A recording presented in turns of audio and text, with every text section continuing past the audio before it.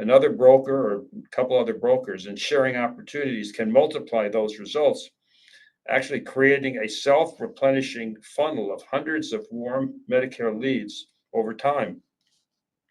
And the good news is that voluntary benefits are generally less complex than Medicare. If you can successfully sell Medicare, you already have the communication skills, the consultation skills needed to sell voluntary benefits. In many ways, the products are simpler to understand and easier to explain. I'm a little dry here because we're having all that smoke coming in from the wildfires in Canada. So I'm taking a break, be able to gulp down some water. So best of all, in this process, you're not alone. You'll have experienced Colonial Life teams supporting you every step of the way, from identifying opportunities, preparing quotes, to helping you conduct presentations, managing enrollment, and providing ongoing services. Your job is really seemingly simple. Your job is to identify local businesses that you think that would qualify for voluntary benefits. So, for example, you might identify a bank, a body shop, hair salon, and then is to introduce yourself and qualifying that opportunity. When you do that, our team will help you do the rest, from creating the quotes, providing the presentations. We'll either hop up on the call with you to make the presentation if you'd like. So let's talk about voluntary benefits. Really, what are they? The purpose of voluntary benefits is to prevent a medical event.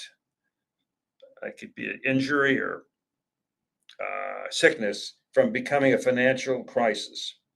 Because even employees with an excellent major medical insurance often face significant out-of-pocket expenses after an illness or accident.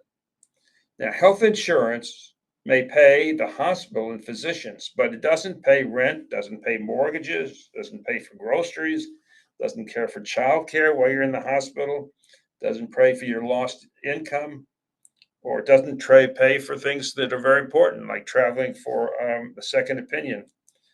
But voluntary benefits will do that. They pay you cash benefits when a listed incident occurs. So you think of voluntary benefits as a risk management strategy. If a person has cancer in their background, in their family background, they may want a cancer policy. If they are working for an employer that, if they got sick, would not be able to pay them a salary, they may want a disability insurance. If they have a family and they want to make sure that they don't have problems with their teeth, they may want a dental insurance policy. So each person actually selects a policy that deals with their, or best addresses their risks or perceived risks. So your role is not to tell an employee what to buy. Your role is to educate them about the financial risks they face and help them select the coverage that provides the greatest financial security for them and peace of mind. What's really important is to understand that voluntary benefits, which include life insurance, disability insurance, critical illness, disability insurance, is not a substitute for a core health insurance. If they are designed to supplement, fill in the gaps by helping where traditional healthcare insurance does not. However, employees may offer voluntary benefits even if they do not sponsor a major medical plan. So what makes a major medical plan different? First place, they pay cash benefits directly to an employee. Benefits are typically directed to the insured or the employee, not to the doctor, not to the hospital. An employee can use this money however they choose, whether it's to pay household bills, transportation, deductibles for their major medical, groceries, or any other expenses. The other thing is that certain voluntary benefits are portable, meaning that if they have a life insurance policy and they have it and they leave or terminated or they retire, they can take that with them. If they change jobs, retire, as long as they continue to pay the premium.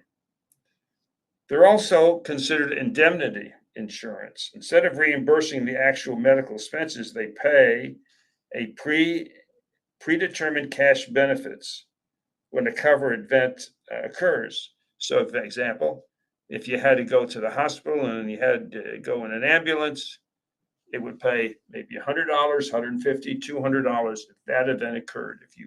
If you cut your finger off, it pays you for a certain amount. You break your leg, pays you a certain amount. Have a heart attack, pays you a certain amount. If you're get sick and for 3 months, 6 months, 2 years, you can get a policy that will pay you as much as 40%, as much as 60% of your income.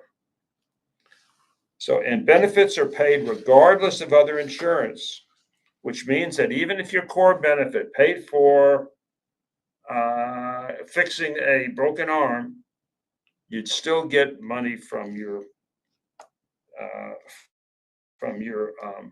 voluntary benefits. So if you break a leg and have accident insurance, you still receive the cash benefit. If you're diagnosed with cancer, you receive the cash benefit.